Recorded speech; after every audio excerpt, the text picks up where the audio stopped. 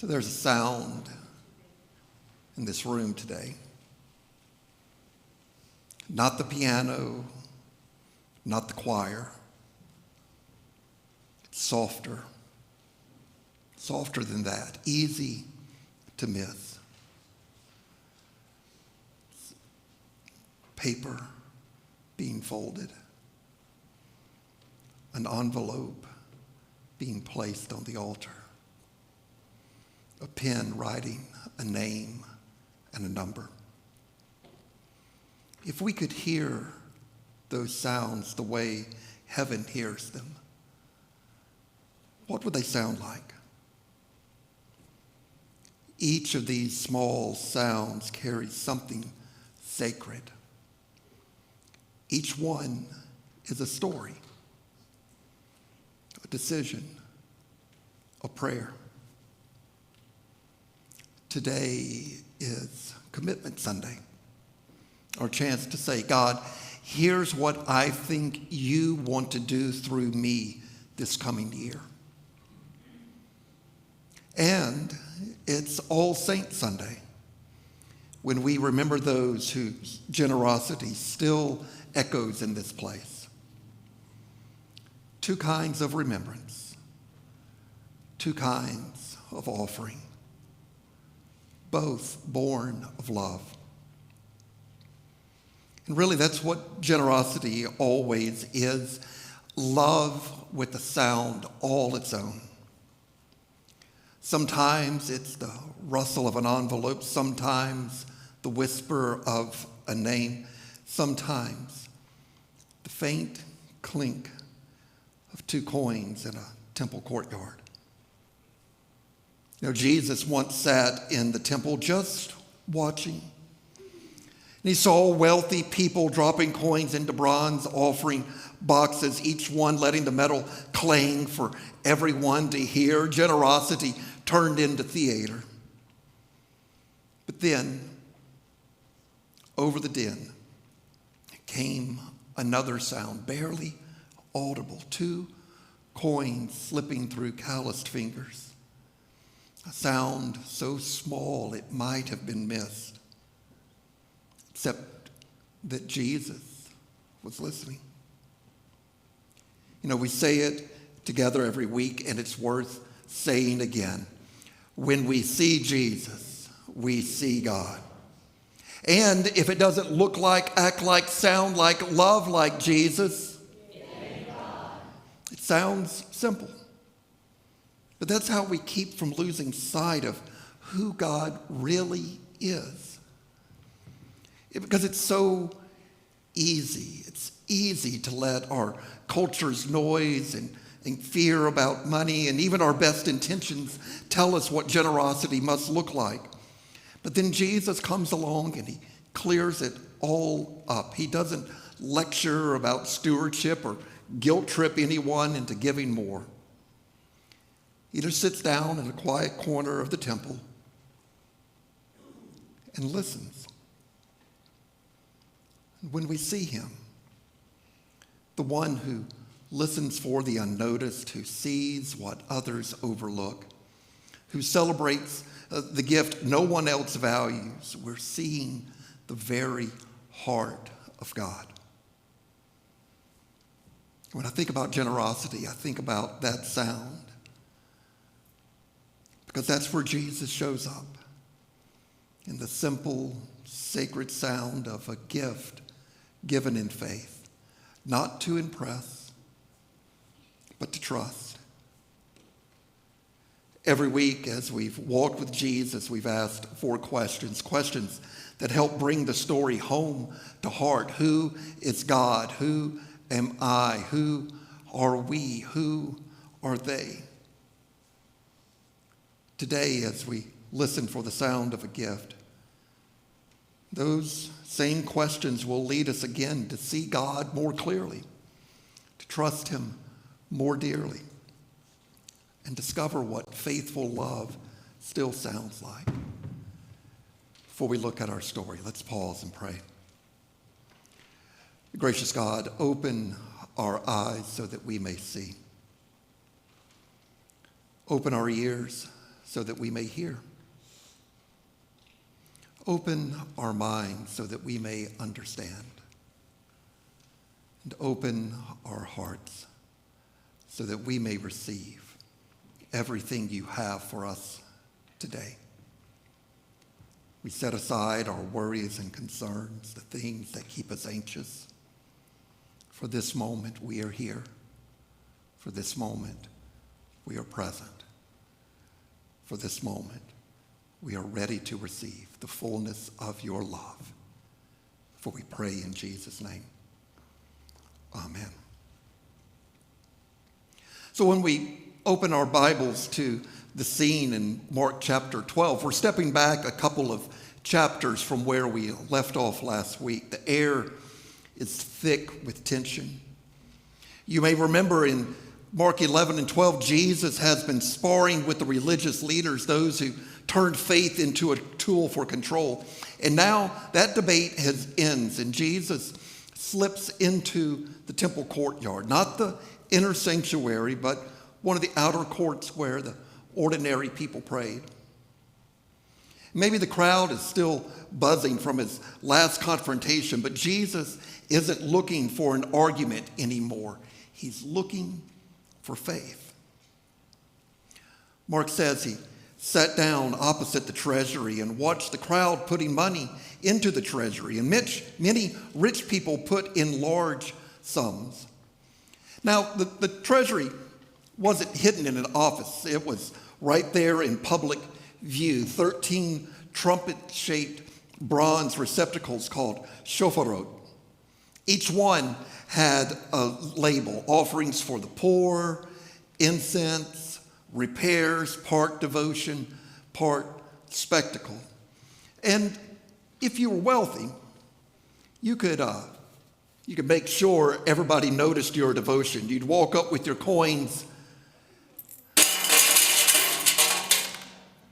and you'd let them fall in, clanging them off the metal so that they would resonate and everyone could hear. The metal rings across the courtyard, the sound of success sanctified. And that goes saying, "Look how generous I am. Look how blessed I am." And Jesus sits watching, not condemning, just noticing. Because what we give and how we give always reveals something about what we love and what we trust. And then through the noise, another sound, faint and fragile. A poor widow came in and put in 2 small copper coins, which are worth a penny. 2 little copper coins, the smallest currency, barely a penny, and they fall through callous fingers and they land with a soft clink. No one turns their heads. No one claps. But Jesus does what he always does. He sees what others overlook.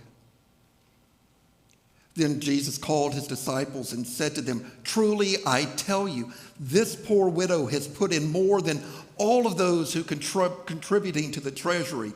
For all of them have contributed out of their abundance, but she, out of her poverty, has put in everything she had, all she had to live on."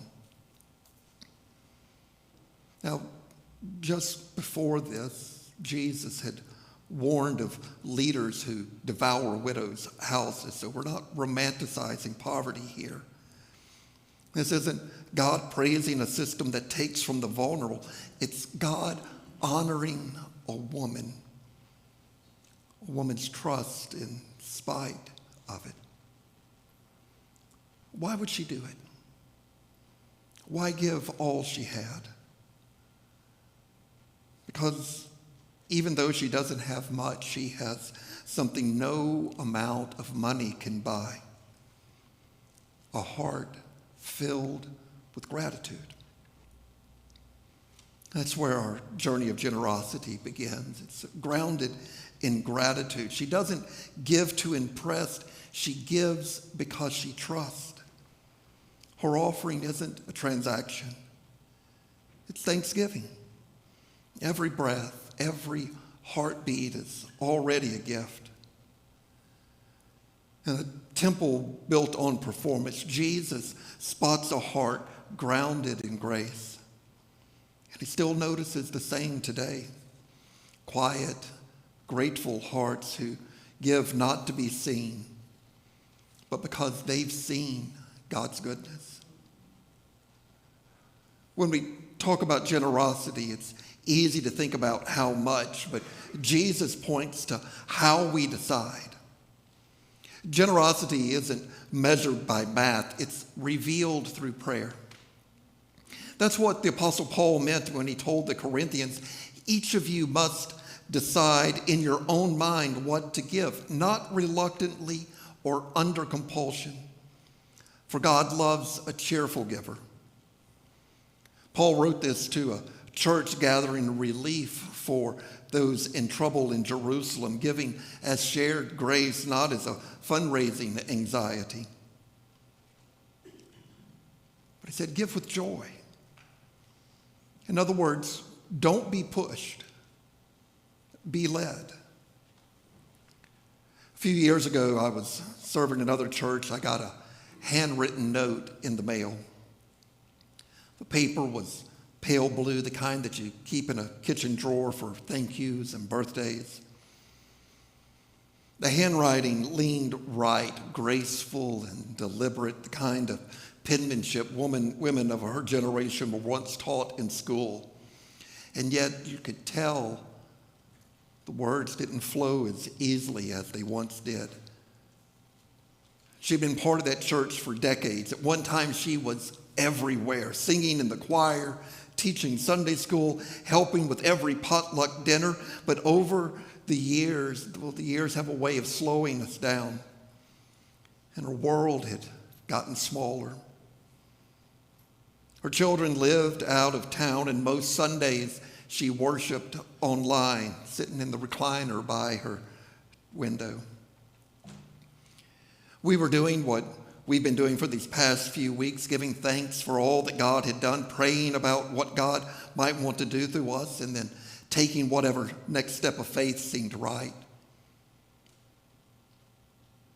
In her letter, she wrote about how grateful she was for the years the church had been her home, for the friends who had carried her through the lonely years after her husband died, for the way God's love had met her there.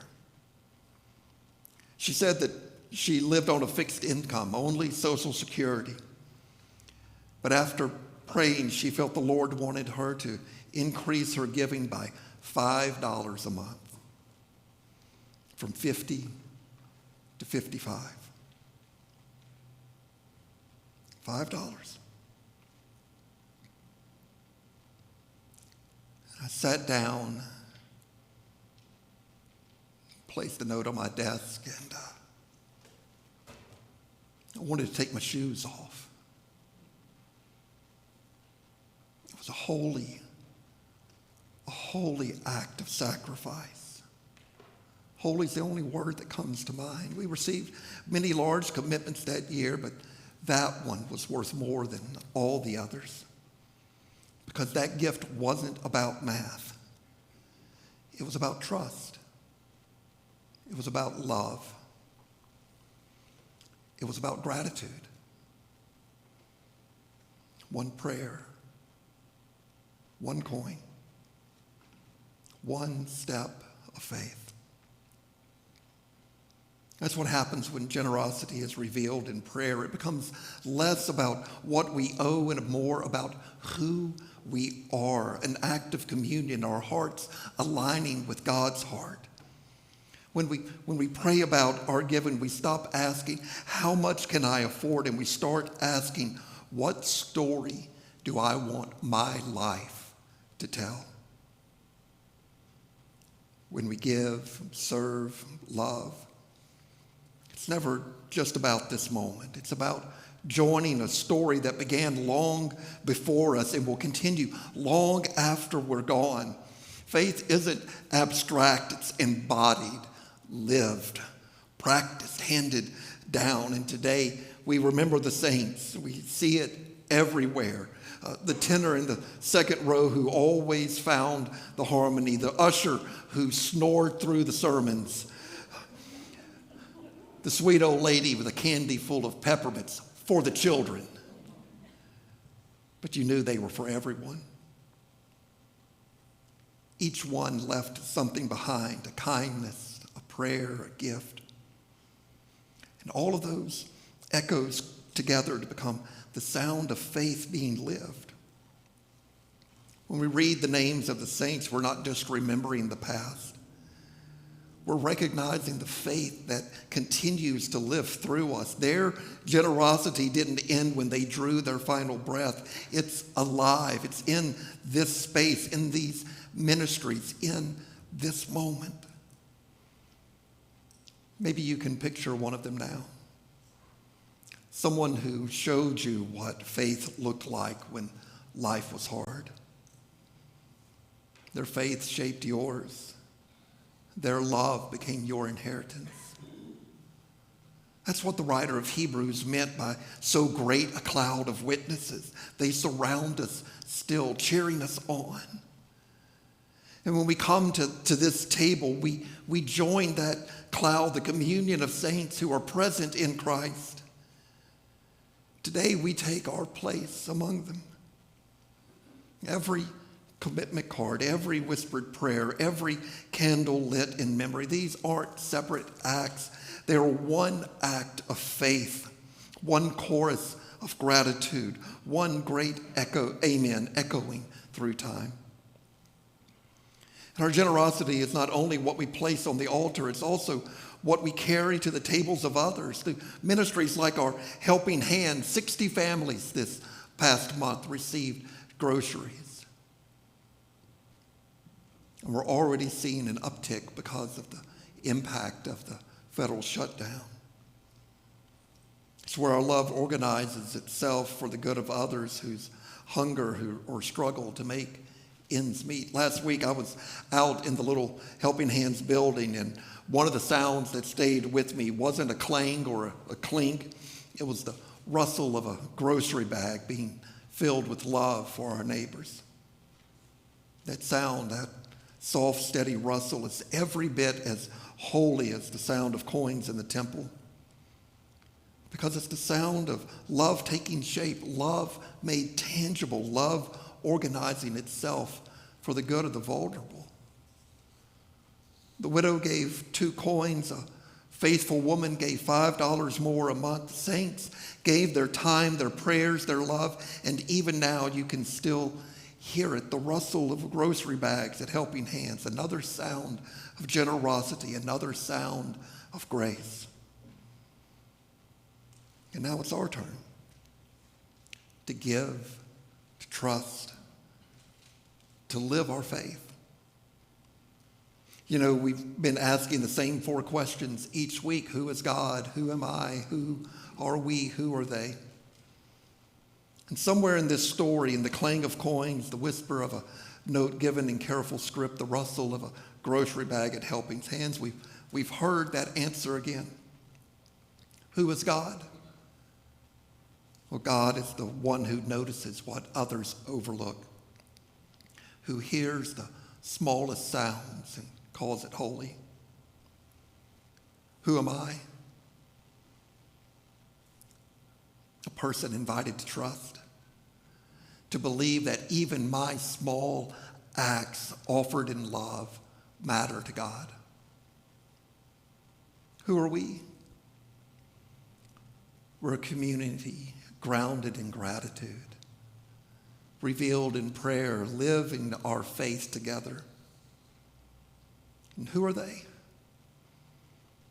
The saints, those whose generosity and love still echo through this room, through us, through every life we touch. That's what this moment is all about, isn't it? when you realize the story isn't just about them, it's about us. And the sound of a gift isn't only what we hear in Scripture, it's what heaven hears right now in this room. Before we move to our time of commitment, I invite you to take a deep breath and let it go. This month we've reflected on generosity, grounded in gratitude, revealed in prayer, lived in faith. Before we respond, let's pause to remember, because generosity always begins in remembrance. Breathe in and let it go. Remember a time God was good to you. Name it. Whisper thank you. Picture a face you saw the love of Jesus in, a parent, a teacher, a friend. See their face, hear their voice. Let gratitude wash over you. These are the saints. Their love helped you glimpse God. Their stories reminded us who God is, who we are together, and who they are, that cloud of witnesses cheering us on. Now turn your heart to the future, toward what God might want to do through you. Ask the question they all asked before us: Lord, what do you want to do through me? Listen. Listen for the whisper of the Spirit, for the sound of a pen on paper, for the quiet, sacred sound of faith being lived again. Remember, we're not saved by our giving. We give because in Christ we've already received everything. If you've already made your commitment, let this be gratitude and renewal.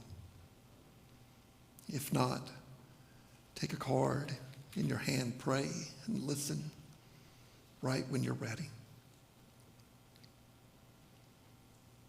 Gracious God, we thank you. We thank you for the privilege of all of those who have come before us and being a part of what you have done, are doing, and will do through this church. Hear our gratitude and give us faith to step in whatever way that you are leading us. For we pray in the name of Jesus. Amen.